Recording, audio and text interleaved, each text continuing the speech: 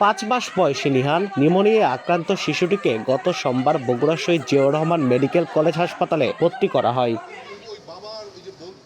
স্বজনদের অভিযোগ, দুপুরের পর থেকে নিহানের শারীরিক অবস্থার অবনতি হয়, তবে যথাসময়ে চিকিৎসা না পাওয়ার অভিযোগ তাদের। মৃত্যুর পর ক্ষোভে ফেটে পড়েন পরিবারের সদস্যরা। বাকবিতণ্ড ও ধাক্কাধাক্কি হয় এক চিকিৎসকের সঙ্গে। হঠাৎ শ্বাসকষ্ট, ওনারা যদি আমাদেরকে বলতো যে আপনার বাবুর শ্বাসকষ্ট আছে, আপনারা আবার ঢাকার বগুড়ার বাইরে চেষ্টা করেন, আমরা জরুরি ভিত্তিতে আমরা ঢাকার বগুড়ার বাইরে নিতাম, বাবুকে বাঁচানোর চেষ্টা করতাম, কিন্তু ওনারা আমাদেরকে এই সতর্কবার্তা আগে থেকে দেয় নাই। ওনারা 50 জন ছিল জায়গা, আর আমি হলে একা, আমি কাউকে একটা হাতও তুলিনি।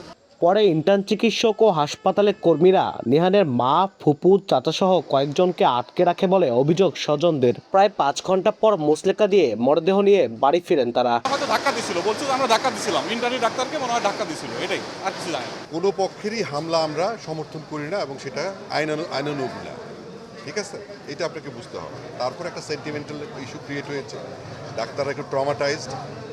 আমি রুগীর অ্যাটেন্ডেন্সের সাথে কথা বলেছি, তারা এটার জন্য অনুতপ্ত। ঘটনার সুষ্ঠু তদন্তে 3 সদস্যের কমিটি গঠন করেছে হাসপাতাল কর্তৃপক্ষ। আব্দুল আউয়াল, সময় সংবাদ, বগুড়া।